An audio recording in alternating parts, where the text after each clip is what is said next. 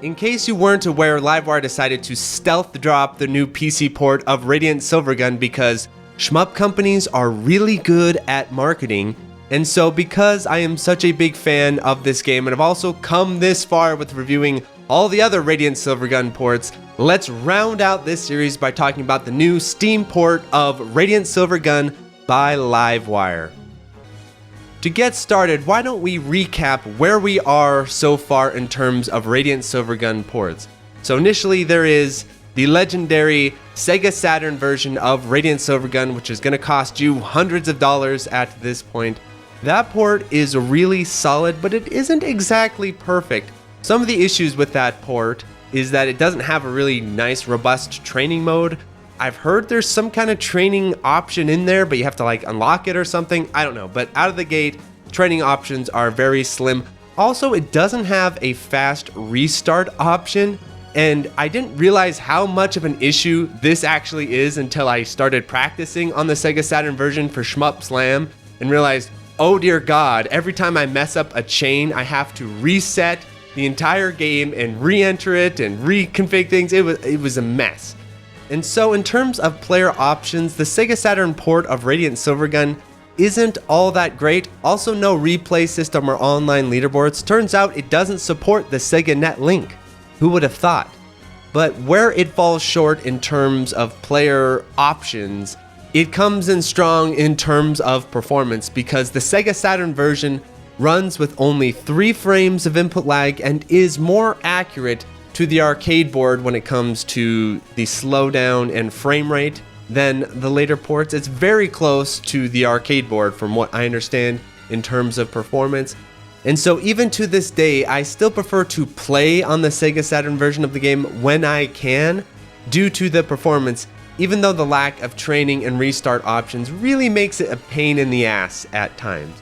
That brings us to the famous Xbox 360 Xbox Live arcade port, and this is the most significant port in this list, perhaps even more significant than the Sega Saturn version because this is the blueprint for all of the ports that come after it. So the Xbox 360 port is quite a big upgrade over the Sega Saturn version in terms of content and player options. So it brings in replays, it brings in online leaderboards, it brings in a training mode. The training mode isn't perfect because I really wish it had more granular checkpoints because Radiant Silvergun is a chaining game, which means that just restarting the stage, let's say you need to work on a chain 2/3 through the stage, okay, you have to replay the entire stage to get to that chain. Chaining games need really precise checkpoints in my opinion. And on top of that, it doesn't have presets for the power levels for the stages just to kind of suggest what you should be going for. It's not a big deal because as you go through and make your route, you can kind of write down the values of each stage. But I wish it had a little bit of like a preset to kind of guide you in terms of what it's expecting you to have in terms of power levels. But overall, the Xbox 360 version is a big step up from the Sega Saturn version in terms of adding extra content and adding accessibility. And also it brings in this Ikaruga scoring arrange system. So if you're into the Ikaruga scoring arrange, that's exclusive to the Xbox 360 version. The issue with the Xbox 360 version though, is that it brings in an extra frame of lag over the Sega Saturn version. So Sega Saturn runs at 3 frames, the Xbox 360 version runs at 4 frames. And then it isn't totally accurate with the slowdown in terms of the frame rate where it just runs at a locked 60. And it's not as big of a deal as other shmups because I think Radiant Silvergun is supposed to be at 60 frames a second. Like it wants to do that. It's balanced around that idea, but the hardware arcade board doesn't exactly keep up with that. And you know, in my earlier reviews of the 360 port, I'd seen this as a flaw of the port because it does run slightly faster in places than the Saturn version. But having played the Saturn version religiously over the past few months, I'm not a huge fan of the way the slowdown works on the Sega Saturn version because what happens is most of the time on the Sega Saturn version, the slowdown is perfectly fine, and then during boss fights it kind of comes down a little bit.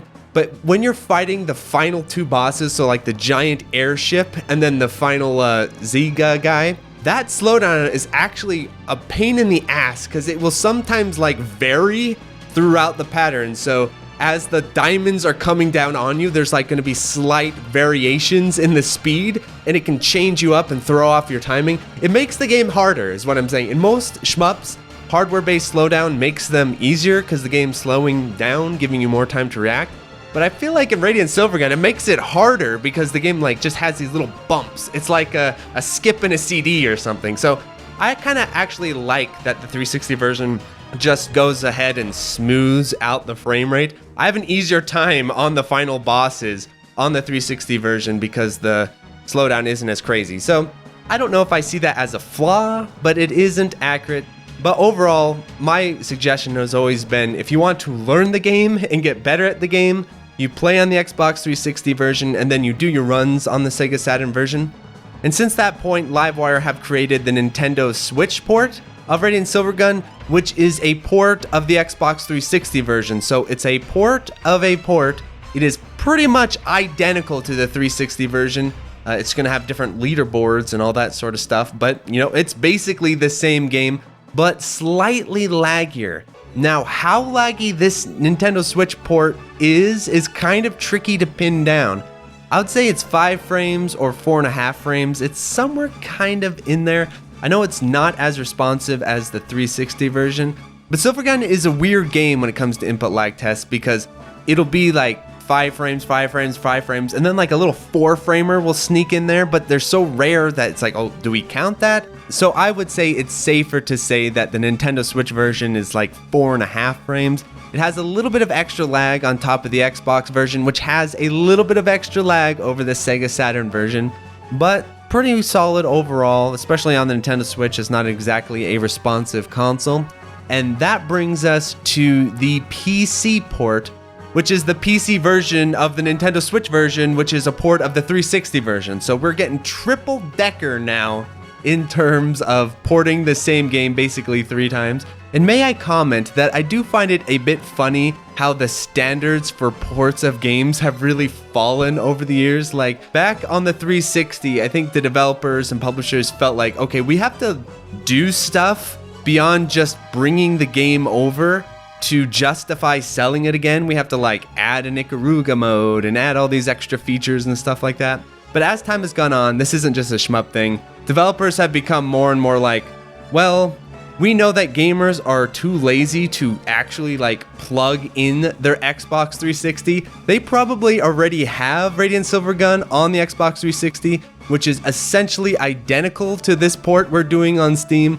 But you know their Xbox 360 is like on a shelf right over there, and it's just a bit far to come and plug into the monitor. So they will literally just buy the game again.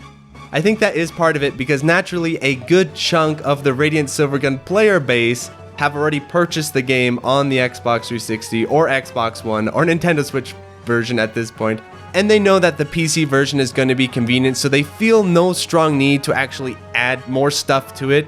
It is just funny how things have shifted over time. But anyway, so what are we looking at now when it comes to the PC version of Radiant Silvergun? Like I said, it is exactly the same as the Xbox 360 version in terms of content. So really that leaves one final question: performance. How does this perform? I would say the Xbox One version and the Nintendo Switch version are doable, but they're not ideal. Up to this point, the versions have been you play it on the Saturn or you play it on the Xbox 360. So I went ahead and did an input lag test just out of the box of the PC version of Radiant Silvergun, and I was quite disappointed to see that it came in at about 5 frames of input lag. Like I said, Radiant Silvergun is a little bit funky, where I'll do input lag tests and get like 15 samples that are all 5 frames, and then one little 4-framer will sneak out from time to time. I don't know what's going on with that, but basically it is 5 frames of input lag out of the box.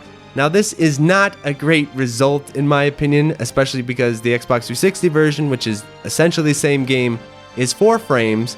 And also, may I add, that RetroArch is improving and has gotten a lot better, especially with Beetle Saturn. So you can also get 5 frames of input lag on RetroArch using Beetle Saturn, and that will bring in save states, which are really, really useful for Radiant Silvergun in terms of chaining. So I thought, okay, so it's not even beating the RetroArch version.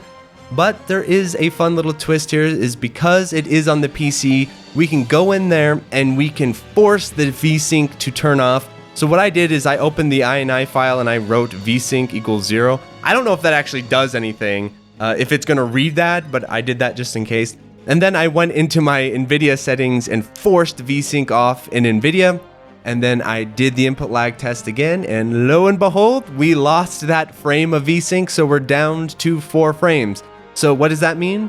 That means that the PC version of Radiant Silvergun is basically exactly the same as the Xbox 360 version of Radiant Silvergun. I thought it would be kind of funny if I fired it up in Xenia and then compared it to Xenia to see if that would be the same as well, but Xenia was having trouble running it and I didn't feel like configuring it. So in the end, what does this all amount to? The PC version of Radiant Silvergun, when you turn off VSync, is better than the Switch version, and it's better than the Xbox One X version, which is just emulating the 360 version. But it is not better than the Xbox 360 version, other than it's going to have bigger leaderboards with more people on the leaderboards and like active leaderboards. And so, yes, it is a good port because it is exactly the same as the Xbox 360 version. Essentially, you're paying $20 so you don't have to hook up your Xbox 360. The one big pet peeve I have with this port, if Livewire are listening, is the fact that you cannot select the Player 2 red ship for single player score attack. You can't do it. There's no way to do it. If you want to play the bitchin' P2 red ship, it's red. I think that's the only difference, but I love the red ship. If you want to play that in score attack, you have to literally open the multiplayer score attack and then suicide the player 1 ship, which I did. But then you're stuck on the multiplayer board rather than on the single player board. So right now I'm the king of the multiplayer board. Eat that, Jamers. But I really wish I could play the single player board with the red ship. So Livewire, make it happen. Put that little option in there because the red ship needs more love. But other than that, yeah, it's good. It's just a little bit boring that we're getting the same port 3 times in a row, especially because the PC port is going to be very popular. So this could have been an opportunity to add in, I don't know, something really cool and unexpected. But yeah, it's still good. And Radiant Silvergun is one of my favorite shmups. And if you want to see my full review of like the game itself, I already have that video. So check that out and like, subscribe, tell all your friends. Adios, everyone. So thank you to the $5 patrons, 100, Accepting Panda, Admiral Coconut, Anhold, Alexander Pfeiffer, Anthony A, Arcade Hell, Arrow Viper, Auto-Named, Beam Pit, Bo, Ben, Beetle Dames, Bog Hog, Chase Palumbo, Chris Yusufovich, Christopher Freeze, Chronic Burnout 3, Clara Cliff, Climby Coyote, Coast, Colorboy, Cooksand 666, Cook Some Soup, Des Audio, Dan Chi, Darren Griffin, Dave Hansen, David Crespo, Delta Tango 6, Dick Jones, Dingo, Disco Stas Leia, DJ 420, Praise It, Dr. Bosky, Elias Alonso, Evan Serafet, FCK, F Deluxe, Friskin, Frames Per Human, Francisco, Full Set, Game Boy Guru, Geese Machine, GPM, Hausu, Jake Ryan, J-Lab, JB RPG, Gene Hans, John Kelly, George Sand, K Horse, K2, Contain, Craze the Boys, Low Casting, Meshpa, Malaise, Mars Bar, Matt O'Leary, Maz, Megadeth 859, Minung, Munro, Nathaniel Davis, Neon Dagger Games, Okla Kugels, Pedro Perez, Psycho Blizzard, Queen Charlene, Raul, Real Skeen, Retro Schmupper, Riff Mason, Rolf015, Scanline City, Seesaw FW, Shazzy, Shmup Junkie, Sarah Pong, Spiders STG, Steve Fiction, Street Magic, Super Funk, SW1335, Tamzarian, Takero Mucho, Taze, The Boot Rex, The Dirty Screech, The N1, The Old Bensta, Toho Rizardi, TRM, Sugumo, 2YU, Twilight EX, Unicorn Roots, Ursula, Ushi Mushi, Vic Viper, Beautiful, Wabby Legs, Yosef, Zachary Patton, and Zeal. Thanks so much.